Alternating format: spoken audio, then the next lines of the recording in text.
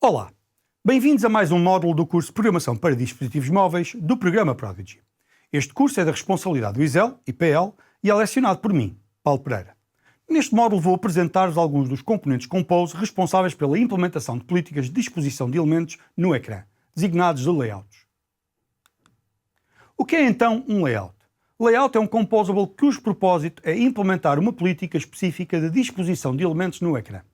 Para nos ajudar a compreender algumas das consequências das nossas escolhas, é importante lembrar que a disposição de elementos ocorre em três momentos. No primeiro momento, é feita a medição do componente pai. Depois, é feita a medição dos filhos, aplicando as restrições impostas pelo pai. E, finalmente, os elementos são colocados no ecrã, começando pelos filhos. Existem fundamentalmente três grupos de layouts: Box, Column e Row, com políticas de disposição elementares; Lazy Column, Lazy Row e Lazy Vertical Grid, também elas política de disposição elementares, mas desta feita para dados obtidos dinamicamente, isto é, cuja dimensão apenas é conhecida em tempo de execução. E, finalmente, Scaffold, Navigation Drawer, Bottom Sheet e Tab Row, que materializam algumas das políticas de disposição usadas habitualmente nas aplicações. Mostrarei exemplos de cada uma destas políticas adiante. Comecemos então pelo Composable Box. Aqui está um exemplo da utilização desse Composable. Se observarmos a definição, constatamos que na primeira linha está o Composable Box raiz, que pretendemos que ocupe toda a largura disponível e 140 dp em altura. Especificamos também um enchimento padding de 16 dp. Essa box contém, como filhos, uma outra box, assinalada A1, e uma caixa de texto, assinalada A2.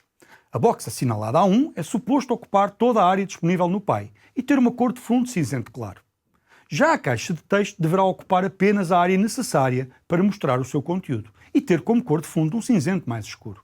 Se olharmos ainda para a box assinalada com 1, vamos constatar que ela está à distância de 16 dp da fronteira do pai. Isto porque nós especificamos que é suposto haver um enchimento de 16 dp no pai.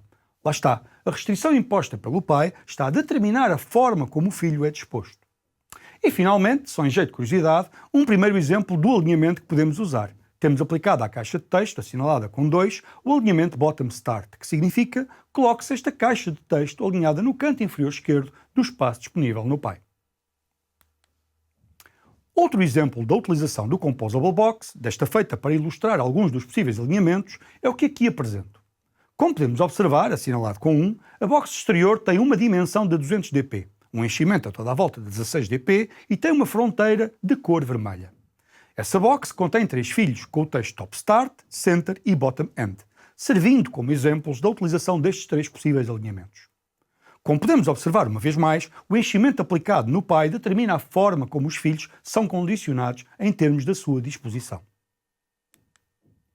Outro exemplo de uma política de distribuição elementar é implementada pelo Composable Column, que não faz mais do que dispor os seus filhos em coluna, conforme mostrado na figura. O que aqui há para assinalar? Bom, a forma como é distribuído o espaço disponível pelos filhos. Aqui, assinalado com 1, estamos a dizer distribua-se o espaço que sobra de forma equitativa, produzindo assim um distanciamento idêntico entre elementos. Finalmente, o último composable deste grupo é o Composable Row, que, como o nome indica, distribui os filhos na linha. O que há aqui a merecer relevo? O que assinalei ali a vermelho? Os pesos. No caso, estou a demonstrar como podem ser usados para distribuir o espaço disponível. O peso total aqui é 4, mas em rigor pode ser um qualquer, porque não importa o valor absoluto. O que importa são os valores relativos. E como? Exatamente. Bom, se o somatório é 4, e eu estou a dizer que a primeira box tem um peso 1, a segunda 2 e a terceira 1, isto traduz da seguinte forma. Para a área disponível equivalente a 4, a primeira box ocupa 1/4 dessa área, a segunda 2/4 e a terceira 1/4. O resultado é o que está apresentado na figura.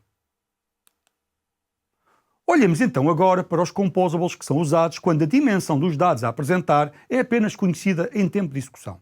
O uso destes composables é recomendado para manter o número de elementos visuais usados condicionado pela área disponível no ecrã. Ou seja, uma lista de dados com 1000 entradas não usa 1000 elementos na composição resultante.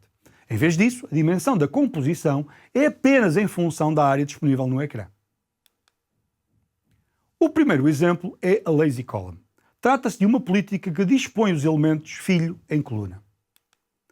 Assinalada a vermelho está a lista recebida, items com os dados a apresentar e cuja dimensão é apenas conhecida em tempo de execução. Essa lista é usada naquele elemento items, também ele assinalado. Aí o que nós estamos a dizer é que para cada entrada da lista items existirá uma caixa de texto e uma divisão horizontal. É esse o resultado que temos na imagem à direita. Dizemos também que cada caixa de texto tem um enchimento de 8 dp. O que nós vemos à direita é o resultado da preview que está em baixo, ou seja, a utilização do Composable Lazy Column Demo, com uma lista de items contendo o texto utilizador 1 até o utilizador 50. A Lazy Row é muito semelhante à Lazy Column, isto é, apresenta um número dinâmico de elementos, só que em vez de os apresentar em coluna, apresenta-os em linha. A Lazy Row é um exemplo de um carrossel, um padrão muito usado nas aplicações de distribuição de conteúdos, tais como a Netflix, HBO, etc., para apresentar conteúdos de forma compacta. O que é que há aqui a salientar? É a mesma ideia, mas em vez de recebermos a lista de elementos, recebemos o número de entradas a produzir. É isso que está ali assinalado. A intenção é apenas exemplificar outro tipo de utilização destes composables de natureza dinâmica. Finalmente, no que diz respeito aos layouts de natureza dinâmica, temos o Lazy Vertical Grid, que, como o nome indica, dispõe os elementos em grelha. Como antes, usamos uma lista de items, cuja dimensão é apenas conhecida em tempo de execução, e para cada item dessa lista, produzimos uma box com uma caixa de texto no seu interior. O resultado é o que está apresentado na imagem à direita. Olhemos agora para alguns dos layouts mais usados nas aplicações móveis. Estes layouts são composables que implementam políticas de disposição mais elaboradas e que são usados para estruturar ecrãs de acordo com padrões de design estabelecidos. O primeiro exemplo é o scaffold. Scaffold significa andaime. No fundo, o que estamos aqui a dizer é que este composable sustenta a estrutura de um ecrã, dividindo-o em várias áreas possíveis. O exemplo apresentado à direita contém uma top bar com um título, uma bottom bar com 3 elementos de navegação, Home, Favorite e Settings, um Floating Action Button, FAB, com o símbolo de mais. O FAB é habitualmente uma ação que queremos destacar no ecrã. Outro exemplo de scaffold é o que aqui apresento. Desta feita, sem bottom bar e com uma top bar um pouco mais elaborada, onde incluí 2 elementos de ação, um para navegação para trás e outro para seleção de configurações. Outro exemplo ainda de um padrão muito usado é a Model Drawer. Na figura à direita, podemos ver um exemplo de um ecrã com um menu lateral de navegação implementado com este composable e que contém 3 elementos que selecionei para efeitos de demonstração: início, favoritos e definições.